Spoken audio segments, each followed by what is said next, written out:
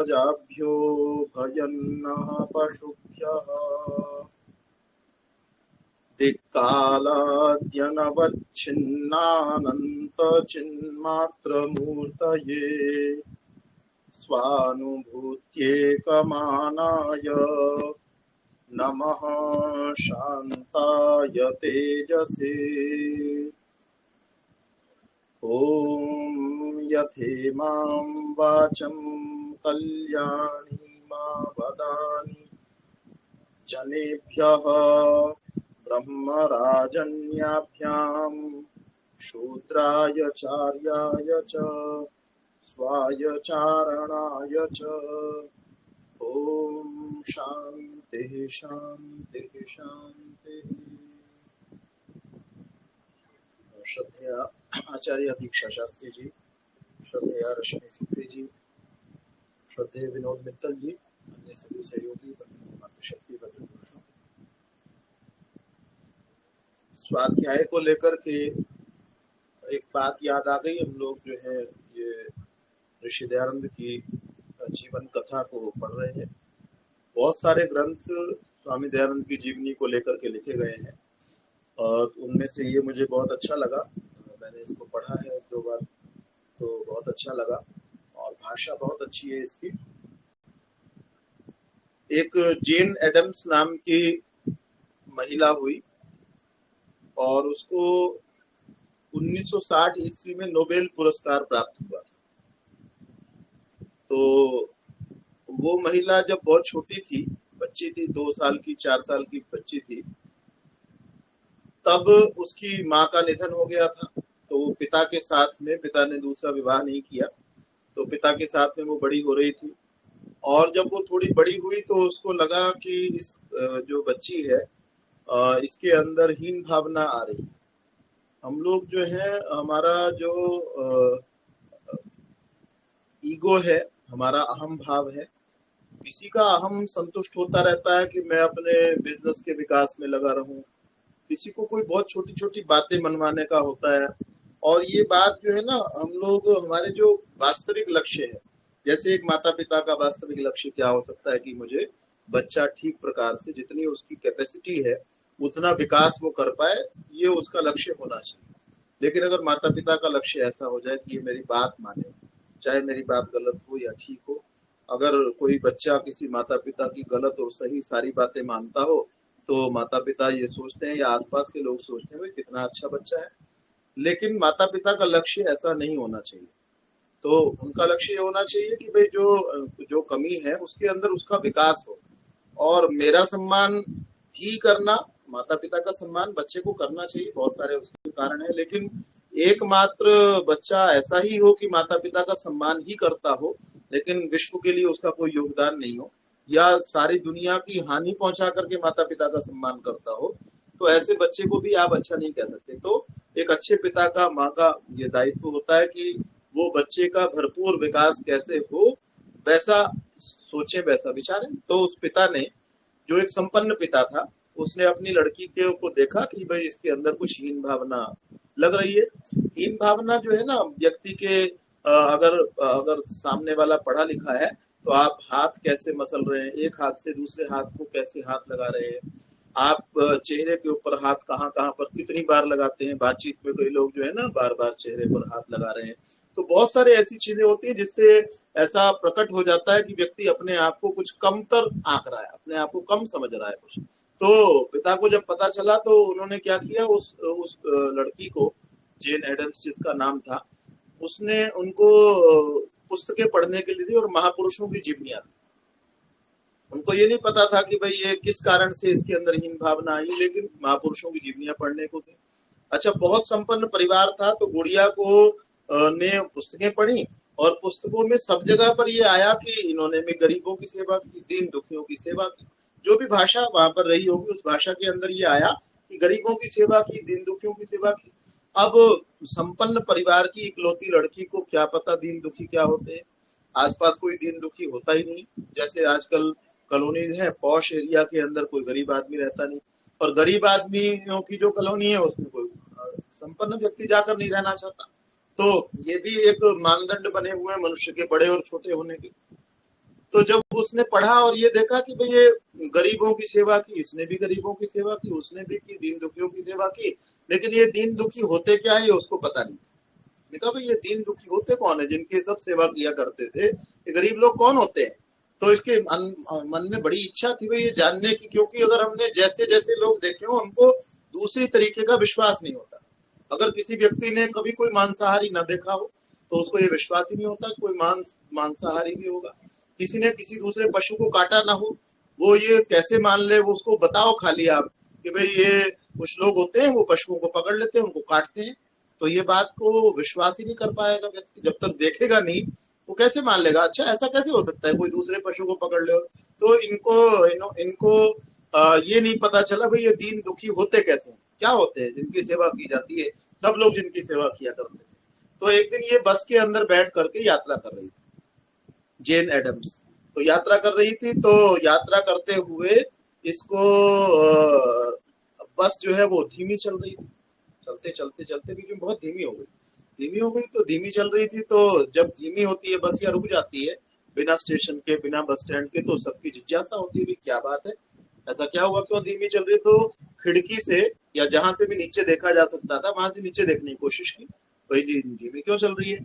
तो वहां पर देखा कि कुछ कीड़े लगी हुई सब्जियां बिक रही, और उन कीड़े लगी हुई सब्जियों को मैं खरीदूंगा ये कह करके 2 पैसे में 5 पैसे में वो सब लोग जो है वो उसके पीछे लगे हुए हैं, और उसमें होड़ लगी हुई है कि मुझे पहले मिल जाए, मुझे पहले मिल जाए, और खरीद करके तुरंत उन सब्जियों को वो खा रहे हैं।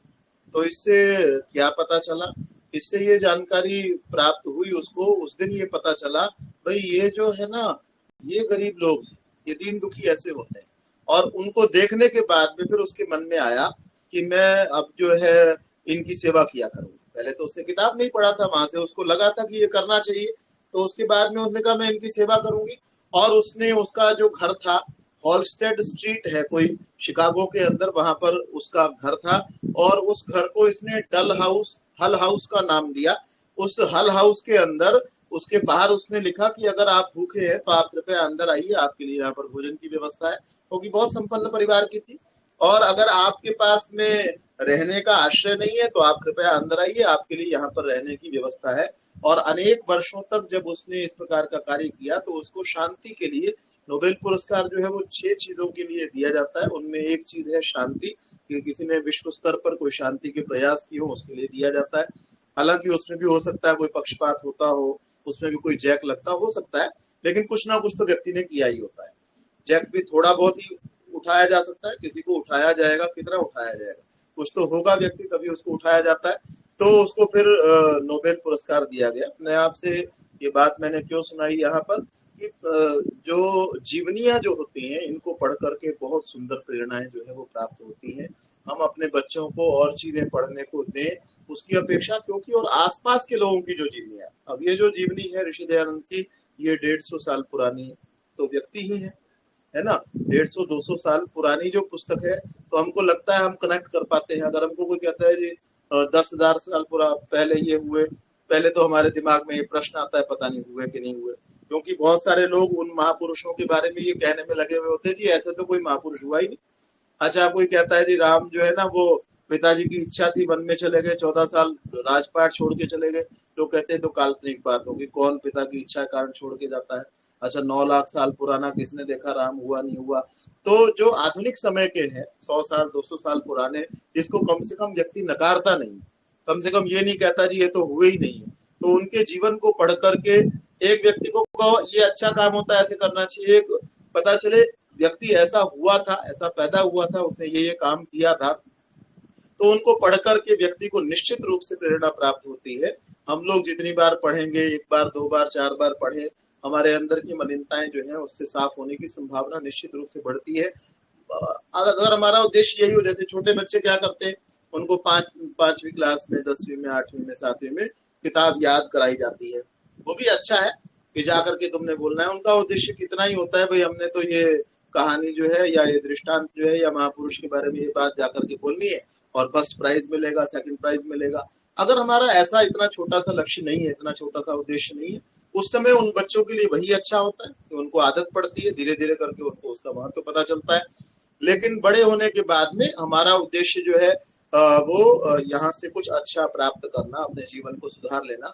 जीवन की हर एक्टिविटी का यही उद्देश्य होना चाहिए, हर क्रिया का यही उद्देश्य होना चाहिए। तो इसका भी यही उद्देश्य है। और इस क्रिया से, महापुरुषों की जीवनी को पढ़ने से निश्चित रूप से सभी लाभान्वित होते हैं जो इसको पढ़ते हैं। तो इसलिए हमको पढ़ना, जितनी बार हम पढ़ पाए, जितने महापुरुषों की जीवनियां पढ़ पाए। अब देखिए, आप योद्धाओं की जीवनियों को अगर पढ़ेंगे तो आपको युद्ध करने की इच्छा उत्पन्न होगी। जिन्होंने अन्याय के खिलाफ जो है ना तलवार उठाई या गोला बारूद उठाया, वैसे लोगों को पढ़ेंगे तो आपकी इच्छा होगी भाई मैं भी गोला बारूद उठा करके और ये अन्यायकारी है इसको खत्म कर दूं। तो जैसे आप बनना चाहते हैं उस तरीके के लोगों की, आध्यात्मिक हम बनना चाहते हैं तो आध्यात्मिक व्यक्ति के जीवनी को पढ़ो, और सामाजिक कार्यों में हम लगना चाहते हैं तो सामाजिक व्यक्ति के जीवन को हमको पढ़ना चाहिए, जिस व्यक्ति ने समाज सेवा खूब की हो। तो इन सब भावों को ध्यान में रखते हुए इसका महत्व है, इस महत्व को समझते हुए हमको पुस्तक को पढ़ना और सुनना चाहिए। तो ये श्रीमद् दयानंद प्रकाश का आपके पास जो पुस्तक आई होगी उसका 14वां पृष्ठ है, और उसमें ऊपर से ही है दूसरा पहरा कह ले। उस महापुरुष के महात्म्यों में हम प्रथम पद एक निराकार ईश्वर के पूजन को देते हैं। आप सभी में से प्रायः जानते हैं। तो प्रथम पद का मतलब होता है, यहाँ पर पद शब्द का अभिप्राय हो जाएगा चरण, पहला कदम, है ना। एक मंजिल होती है, मंजिल हमारा लक्ष्य होता है। तो लक्ष्य पर हम कदम कदम चल करके पहुंचते हैं, पद पद चल करके पहुंचते हैं।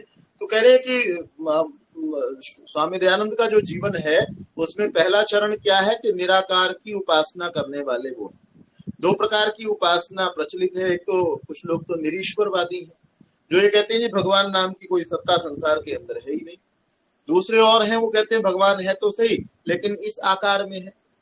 तीसरे और है जो ये कहते हैं कि निराकार है, परमेश्वर जो है उसका कोई आकार नहीं है। तो ऋषि दयानंद किस प्रकार के ईश्वर को मानने वाले हैं?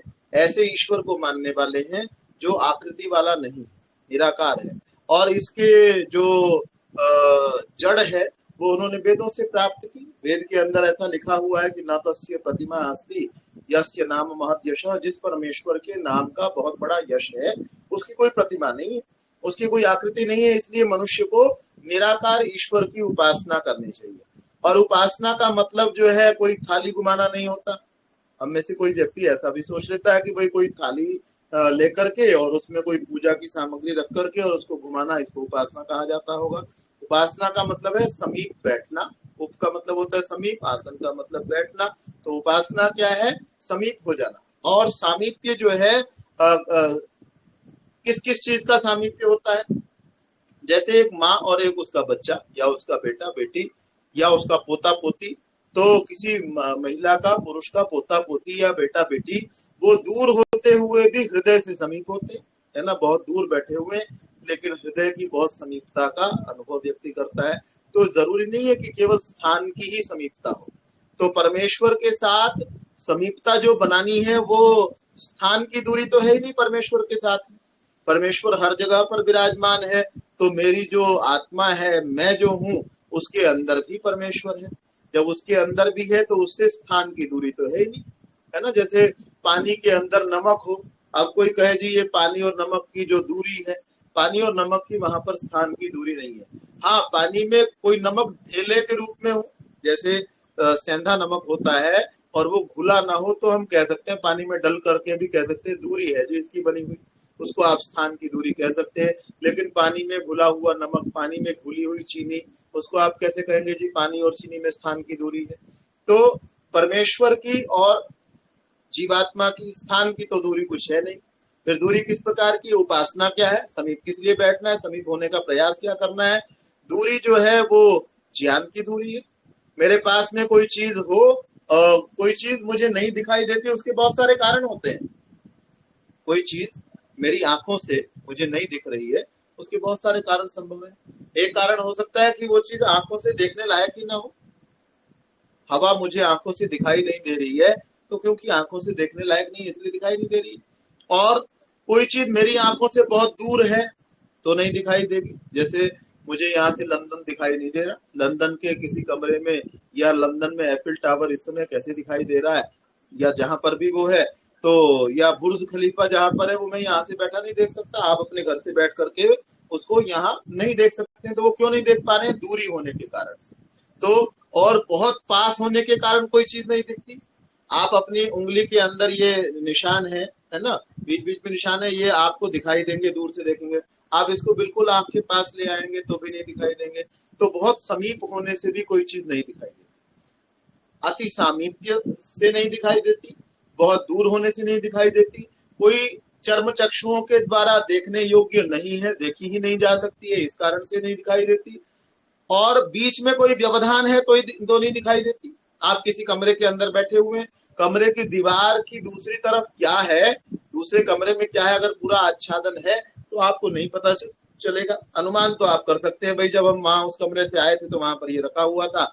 लेकिन बिल्कुल ठीक ठीक आपसे चीजों को पूछा जाए, नापने को कहा जाए कि आपके दूसरे कमरे के अंदर कुर्सी जो है वो कितनी दूर होगी, लगभग कितने बलान दूर होगी, कितने इंच दूर होगी, तो हम नहीं बता पाएंगे। क्यों? क्योंकि व्यवधान बीच में है।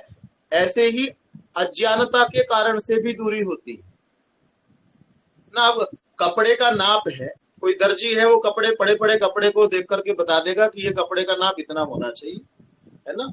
और दूसरे व्यक्ति को नाप नूप का पता ही नहीं। मान लो एक छोटा बच्चा है, 3 साल का 4 साल का बच्चा है, उसको आप उसका नाम पूछे वो बता देगा। कुछ और चीजें जो उसको याद करा रखी है वो बता देगा। जो उसकी जानकारी में है, जो उतना समझाया सिखाया गया है, जितना उसने सीख लिया है उतना बता देगा। लेकिन पड़े कपड़े का नाप कितना है, कितने मीटर का है, कितने इंच का है, वो बच्चा जो है, क्योंकि उसको अभी तक सिखाया नहीं गया 4 साल के बच्चे को, इसलिए वो उसको नहीं बता पाएगा। तो अज्ञान के कारण से भी दूरी होती है। नॉलेज कम है इसलिए वो दूरी है ना। उस कपड़े से बच्चा खड़ा वहीं पर है, स्थान की दूरी नहीं है, लेकिन क्योंकि उसकी जानकारी उस विषय में कम है इसलिए वो ज्ञान की दूरी है। ऐसे ही परमेश्वर से जो हमारी दूरी कही जाती है वो ज्ञान की दूरी है।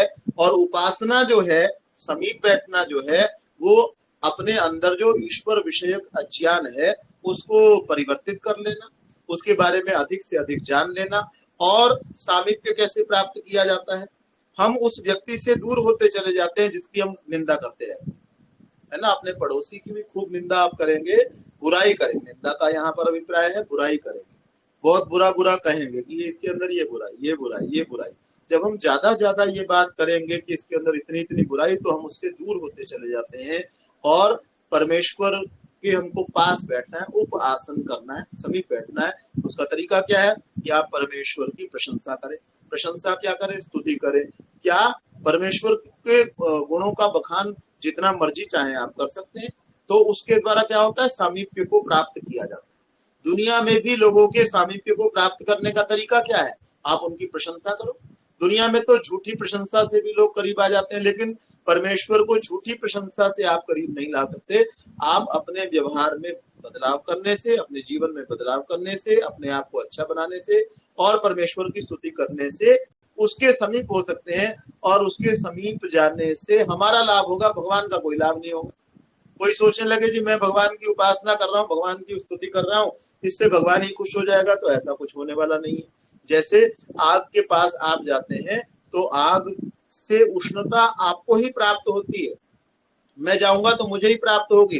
कोई कह लगे जी आग को मैंने कुछ दे दिया, आग को आप कुछ नहीं दे सकते। आग को आपसे कुछ चाहिए ही नहीं, आग को आपसे कुछ अपेक्षा ही नहीं। पानी से आपको ठंडक प्राप्त हो सकती है, मुझे ठंडक प्राप्त हो सकती है। मैं सोचूं पानी के पास में मैं गया हूं, मैंने पानी को कुछ दे दिया, तो ऐसा कुछ नहीं है। ऐसे ही परमेश्वर जो है वो आनंद स्वरूप है, आनंद उसके अंदर भरा हुआ है। और मैं आनंद स्वरूप नहीं हूँ। मैं तो छोटी छोटी बात से परेशान हो जाता हूँ। कोई मुझे पिन चुभा दे तो परेशान हो जाता हूँ, कोई मेरी बात नहीं मानता तो परेशान हो जाता हूँ, रोटी 3 की जगह 2 मिल जाती है तो परेशान हो जाता हूँ, रोटी खाने की इच्छा है चावल मिल जाए तो दुखी हो जाता हूँ, कपड़ा थोड़ा ऊंचा नीचा हो गया, रंग अदल बदल हो गया तो दुखी हो जाता हूँ। तो मेरे पास में मैं आनंद स्वरूप नहीं हूँ, मैं हमेशा आनंदित रहने वाला नहीं हूँ। और परमेश्वर कैसा है? आनंद स्वरूप है। उसके पास कुछ है और मेरे पास उस चीज का अभाव है और मैं उसको चाहता हूँ। तो परमेश्वर के समीप अगर मैं जाऊंगा, उपासन करूंगा, समीप पहुंचूंगा, तो उससे मुझे क्या प्राप्त होने वाला है? उससे मुझे आनंद की प्राप्ति होने वाली है। जिस वस्तु के पास आप रहते हैं उसके गुण आपके अंदर संक्रांत होते हैं। आपका मित्र अगर अच्छा है, उसके पास उठेंगे बैठेंगे तो उस मित्र के जो गुण है आपके अंदर आ जाएंगे। अगर मित्र आपका बुरा है, आप उसके पास उठेंगे बैठेंगे तो आपके अंदर बुराई आने की संभावना है। तो परमेश्वर आनंद स्वरूप है और पवित्र है, सारे गुणों से ही युक्त है। तो हमारे अंदर यदि हम उपासना करते हैं और ऋषि दयानंद की विधि से करते हैं, निराकार की उपासना करते हैं, तो हमारे अंदर परमेश्वर के गुण जो है वो आ जाएंगे। तो कह रहे हैं पहला पद उनके महापुरुषत्व के विषय में क्या है कि वो निराकार की उपासना करते हैं। उसके बाद देखिए एक लाइन को पढ़ने के लिए कितनी पुस्तकों को पढ़ा जाएगा तब ये लाइन लिखी जा सकती। कोई सत्यवादी व्यक्ति हो तो एक अगली जो एक दो लाइनें हैं उनको लिखने के लिए कितनी पुस्तकें पढ़ेंगे तब जाकर के लाइन लिखी। क्या क्या लिखा हुआ है हमारे पास? इतिहास संबंधी पुष्ट प्रमाण है कि जब से आर्य धर्म में मतभेद हुए अर्थात किसी ने कहा साकार उपासना, किसी ने कहा निराकार उपासना, किसी ने कहा भाई भगवान ब्रह्म सत्यम जगन मिथ्या, परमेश्वर ही परमेश्वर है और कुछ है ही नहीं। किसी ने कहा भाई त्रैतवाद है, ईश्वर भी है, जीव भी है और प्रकृति भी है। तो ये मतभेद हुआ। मतभेद मतलब एक व्यक्ति कुछ और कह रहा है, दूसरे व्यक्ति कुछ और कह रहे हैं, एक विद्वान कुछ और कह रहे हैं, दूसरे कुछ और कह रहे हैं। तो जब से मतभेद हुए तब से स्वामी जी महाराज के बिना ऐसा एक भी आचार्य नहीं हुआ जिसने उनकी भांति एक ईश्वरवाद का ऐसे निर्दोष रीति से वर्णन किया हो। निर्दोष रीति मतलब जिसमें कोई कमी ना हो, जिसमें कोई हल्कापन ना हो। तो पूर्णता के साथ में एक ईश्वरवाद का ऋषि दयानंद ने प्रतिपादन किया, ऐसा ये बता रहे। तो महाराज का दूसरा महत्व वेद विश्वास। दूसरी विशेषता क्या है पर इनकी स्वामी दयानंद की कि वो वेद के अंदर विश्वास करते हैं। यद्यपि आर्य धर्म के मौलिक मंतव्यों से निकली हुई सांप्रदायिक शाखाओं, है ना, सांप्रदायिक शाखाएं क्या होती हैं? जैसे पुराण जो है इसको सांप्रदायिक शाखा कहा जा सकता है। जैसे गीता का कुछ और अर्थ जो है वेद से अलग जो अर्थ है उसको सांप्रदायिक शाखा कहा जा सकता है। वेद मान्य माना जाता है। सभी लोग वेद को मान्य तो कहते हैं कि वेद जो है वो सच्चा है, वेद ईश्वरीय है, परंतु सांप्रदायिक मतों के मंतव्य कर्तव्य वेद से उतना ही भेद रखते हैं जितना कि दिन और रात में भेद है।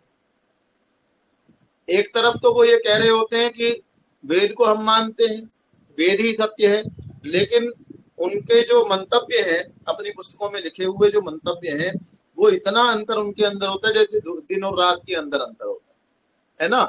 जैसे आजकल के बहुत तेज लोगों को आप कहें, आप देखें, वो आपसे आकर के आपको मिलके कहेंगे, कोई बातचीत शुरू होगी, जैसा आप कहोगे जी वैसा कर लेंगे, शुरुआत ऐसे करेंगे, लेकिन वो आपकी एक भी बात नहीं माने। ऐसे ही संप्रदायों का है ना। ऐसे लोग मिलते हैं जो मिलेंगे पहली मुलाकात में ऐसे खुश करने के लिए आपको कि जिससे ये मेरे अनुकूल हो जाए। पहली बार में क्या कहेंगे? जैसा आप कहेंगे जी वैसा कर लेंगे जी, बैठ जाते हैं जी। और जैसे जैसे आप देखेंगे तो आप पाएंगे कि वो एक भी बात आपकी मानने को तैयार नहीं है, अपितु अपनी सारी बात मीठे मीठे होकर के थोप देना चाहते हैं। तो ये भी ऐसा ही है कि संप्रदाय वाले लोग जो हैं वो ये तो कहते हैं जी वेद ही सत्य है, वेद में सब कुछ ठीक है, लेकिन अपनी जो व्याख्या करेंगे, अपनी जो पुस्तक लिखेंगे उसके अंदर सारी वेद विरुद्ध बातों को जो है ना उनको मानेंगे। तो इतना ही अंतर उनके अंदर, इतना दिन और रात में और धूप और छाया में। स्वामी जी महाराज केवल वेद पर आश्रित थे, वे उससे बाहर जानना जानते ही न थे। जानते ही न थे का मतलब यहाँ पर है मानते ही न थे। ऐसा नहीं है कि उसके अलावा कुछ और देखा नहीं, केवल वेद को ही देखा और उसके देखा ही नहीं और कुछ तो कहने लगे कि भाई जो ना यही सब कुछ है। जानते न थे का मतलब है कि उसके अलावा और किसी चीज को नहीं मानते। तो शास्त्र रीति से स्त्री जाति को स्वातंत्र्य देना, उनको वेदाधिकार प्रदान करना स्वामी जी का तीसरा महात्म। तीसरी विशेषता बताई कि स्त्री जाति को स्वतंत्रता देना। ऋषि दयानंद ने आज भी लोग जो लोग स्त्री शिक्षा का प्रचार करने वाले हैं वो भी दबे पांव पीछे से, है ना, इधर से मुंह फेर करके सामने मंच पर कुछ और कह रहे हैं, नीचे होते ही क्या कहते हैं, ये महिलाओं को पढ़ाने की बात तो हम लोग करते हैं लेकिन पढ़ी लिखी महिलाओं से ये घर नहीं संभलता जी, ऐसा नहीं होता जी, वो तो ये कर देती है। लेकिन ऋषि दयानंद ने कहीं उनके जो महान व्यक्ति का लक्षण ही ये होता है, महात्मा का लक्षण ही है कि जो मन में है वही वाणी में है वही करने। महात्मा और दुरात्मा के लक्षण बताए गए तो क्या कहा गया कि मनस्य अन्यत वचस्य अन्यत कर्मण्य दुरात्मना। दुरात्मा दुष्ट व्यक्ति कौन है? मन में कुछ और सोच रहा है, बोलने कुछ और लग रहा है, कर्म करेगा तो कुछ और करने बैठ जाएगा। तो लेकिन महात्मा व्यक्ति कैसे हैं, जो अंदर जो सोचते हैं वही मुंह पर बोलते हैं, वही कार्य करते हैं। तो ऋषि दयानंद पूरी तरह से उन्होंने स्त्री शिक्षा का पक्ष लिया, स्त्रियों के गुरुकुल होने चाहिए ये बताया, स्त्रियों की पाठशालाएं होनी चाहिए और वो लड़कों की पाठशालाओं से दूर होनी चाहिए बताया, लड़कियों के गुरुकुलों के अंदर 5 वर्ष से बड़ा लड़का प्रवेश न करे ऐसा बताया, ऐसे ही लड़कों के गुरुकुल के अंदर 5 वर्ष से बड़ी लड़की प्रवेश न करे ऐसा बताया। आचार्य बलदेव जो है वो स्वामी दयानंद के अच्छे शिष्य हुए, अभी पिछले दिनों उनकी मृत्यु हुई। उन्होंने अपने बहुत अच्छे ब्रह्मचारी थे, नैष्ठिक ब्रह्मचारी उनको कहा जाता था, और वास्तव में उनका जीवन बड़ा पवित्र था। तो गुरुकुल उन्होंने बनाया हुआ था और उसमें व्यक्तियों को पढ़ाते थे। बाद में उनको लगा कि उनकी इच्छा ये थी कि मैं नैष्ठिक ब्रह्मचारी संसार को दे करके जाऊं और वो समाज की खूब सेवा किया करे। लेकिन उन्होंने जिन लोगों को नैष्ठिक होने की दीक्षा दी, बाद में उन्होंने विवाह कर लिया तो उनको बड़ी परेशानी हुई कि ये तो धोखा दे देते हैं, इनको पढ़ाते हैं ये सोच करके कि ये लोग सेवा करेंगे समाज की, तो करते ही नहीं। तो उन्होंने फिर गो सेवा की, गो सेवा की तो खूब उनका नाम था, आसपास के लोग उनको ऋषि कहा करते थे। तो जब ऐसी संस्थाएं जो होती हैं उनको कोई डीसी आया, कोई और आया, राजनेता, प्रायः बड़े बड़े राजनेता उनको जानते थे, जब कोई वीतराग होगा तो उसको दुनिया जानी जाती है क्योंकि ऐसे व्यक्ति कम होते हैं। तो एक कोई डीसी जो है महिला थी और वो कहने लगी भाई मैं गुरुकुल का सहयोग करना चाहती हूँ और गुरुकुल में आकर के और देखना चाहती हूँ, गुरुकुल का निरीक्षण करना चाहती हूँ। अब कोई सामान्य व्यक्ति होगा तो तुरंत कहेगा कि हाँ जी आइए जी, और मालाओं से स्वागत करेगा।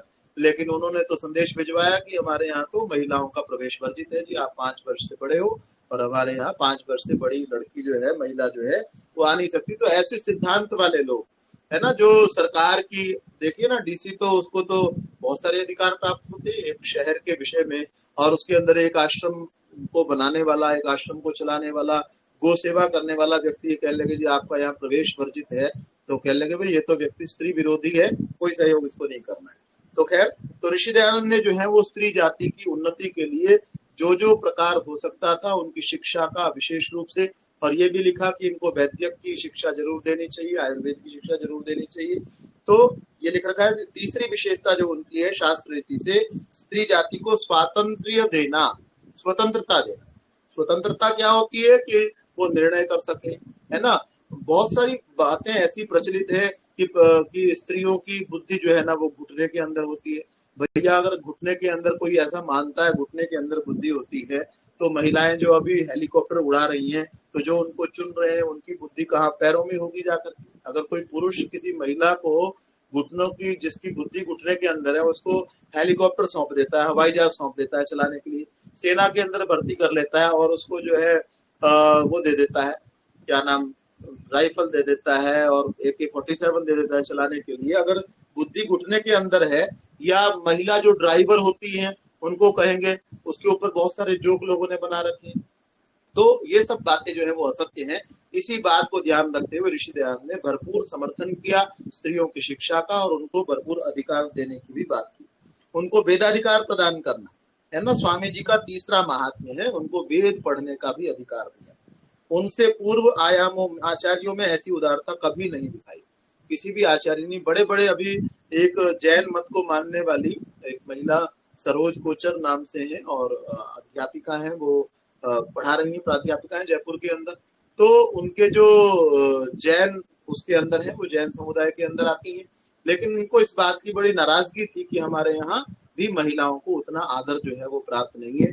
पुरुषों को तो बनाया जाता है, आचार्य बना दिया जाता है, लेकिन महिला अगर उतनी ही पढ़ी लिखी योग्य हो उसको वैसा सम्मान जो है वो प्राप्त नहीं होता। जैन मुनि भी उतना आदर जो है वो प्रदान नहीं करते हैं।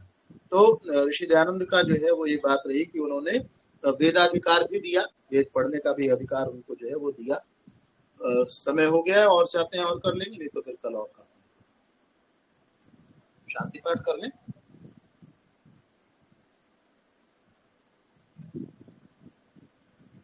हाँ जी, रश्मि जी आवाज आ रही है? जी आचार्य श्री। शांति पाठ कर लें। जी जी आचार्य श्री। ओम द्यौः शान्तिरन्तरिक्षं शान्तिः पृथिवी शान्तिरापः शान्तिरोषधयः शान्तिः वनस्पतयः शान्तिर्विश्वे देवाः शान्तिर्ब्रह्म शान्तिः सर्वं शान्तिः शान्तिरेव शान्तिः सा मा शान्तिरेव